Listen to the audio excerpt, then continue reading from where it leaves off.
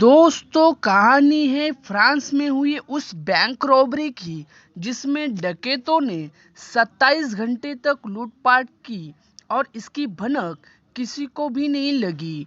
उस बैंक को सबसे सुरक्षित बैंक माना जाता था। कारण था उसके मेन गेट में लगा सिक्योरिटी वॉल्ट और बैंक की मजबूत दीवारें। लेकिन डकैतों ने इतनी चालाकी से इस बैंक को लूट को अंजाम दिया जिसकी कल्पना किसी ने भी नहीं की थी। 19 जुलाई 1976 में फ्रांस का निज शहर यहाँ रोजाना की तरह सुबह के समय सोसाइटी जनरल बैंक में कर्मचारी पहुंचना शुरू हो गए थे।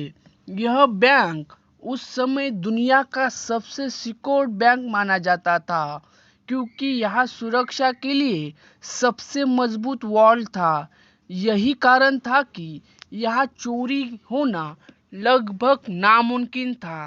रोज यहाँ बैंक में वॉल्ट को अनलॉक करके पहले दरवाजा खोला जाता, फिर उसके बाद कर्मचारी बैंक के अंदर जाते।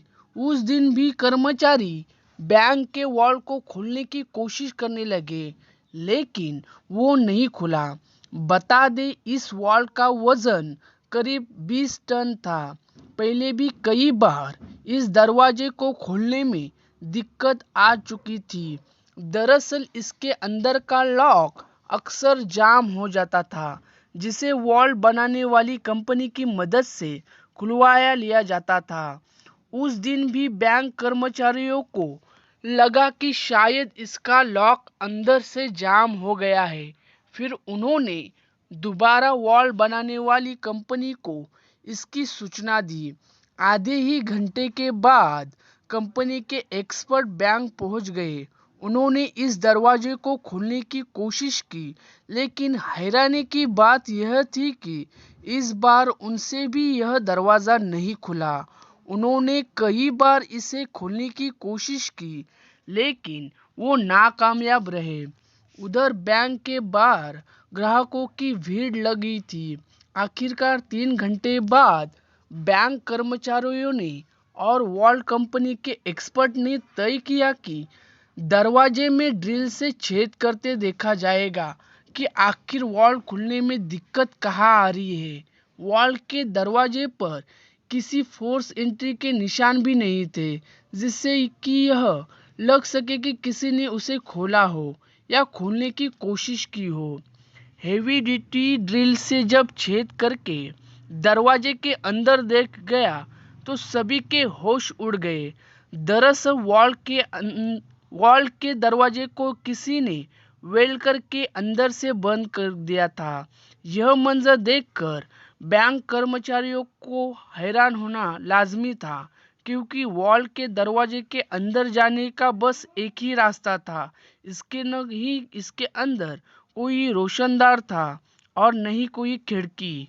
वॉल को अनलॉक करके दरवाजा खुल सकता था, तो आखिर इसे अंदर से किसने वेल्ड करके बंद कर दिया था? यह सवाल सबके मन में था। फिर तय किया गया कि दीवार में बड़ा छेद करके अंदर जाया, लेकिन यह दीवारें भी काफी मजबूत थी। इन दीवारों में छेद कर पाना काफी मुश्किल भरा था। इसमें लोहा भी लगा हुआ था। खैर, कई घंटों की मेहनत के बाद इसमें इतना बड़ा छेद हो गया कि एक इंसान अब आसानी से अंदर जा सकता था।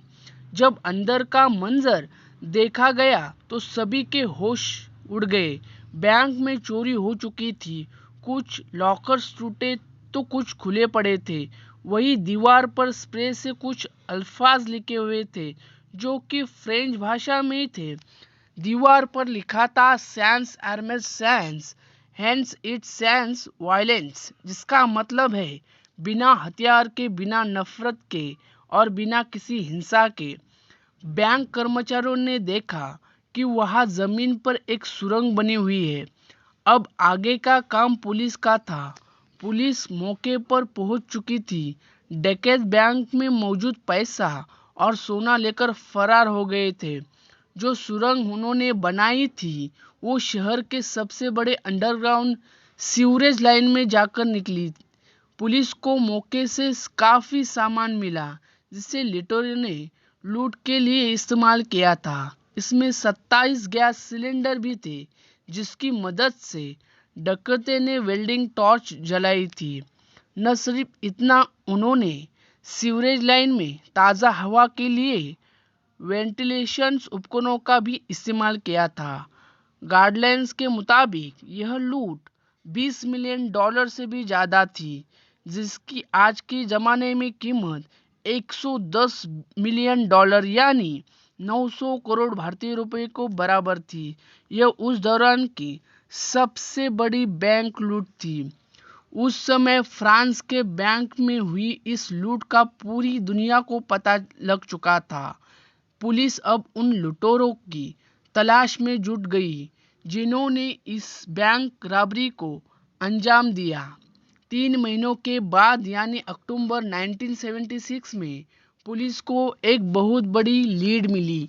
डकैतों के ग्रुप का एक मेंबर अपनी ही गर्लफ्रेंड की टिप पर पकड़ा गया। पहले तो वो मान नहीं रहा था, लेकिन जब उसे सख्ती से पूछताछ की तो उसने पूरे गैंग के बारे में बता दिया। गैंग की बाकी मेंबर्स को पकड़ा गया तो पता चला कि यह गिरोह छोटी मोटी चोरियां ही किया करता था। पहले पुलिस को ये बात हजम नहीं हो रही थी कि यह गिरोह इतनी बड़ी बैंक लूट भी कर सकता है, लेकिन बाद में पता चला कि इसका मास्टरमाइंड तो कोई और ही थी। गैंग के लोगों ने मास्टरमाइंड का नाम बताया, अल्बर्ट स्पाइजियारी। अल्बर्ट एक फोटोग्राफर था। पुलिस ने जब उसे अरेस्ट किया तो उसने बिना किसी झिझक के यह कबूल कर लिया कि बैंक रॉबरी का मास्टरमाइंड वही है। अल्बर्ट ने बताया कि उसने पहले इस बैंक में लॉकर लिया, फिर बहाने से वहां जाकर सारी चीजों की फोटो खींच लिया। उसने अपने ही लॉकर में एक अलार्म क्लॉक रखा जिसका अलार्म रात के समय पर सेट किया दिया। जब अलार्म बजने से भी कोई अलर्ट नहीं हुआ और न कोई सिक्योरिटी अलार्म बजा तो उसे कंफर्म हो गया कि वर्ल्ड में कोई सिक्योरिटी सिस्टम नहीं लगा है। फिर वह इंजीनियर के भेष में सिटी गवर्नमेंट के ऑफिस में गया और वहां से शहर का नक्शा निकाला। इस मैप में सीवरेज लाइन कहाँ और कितना दूर है इसका अंदाजा लगाया।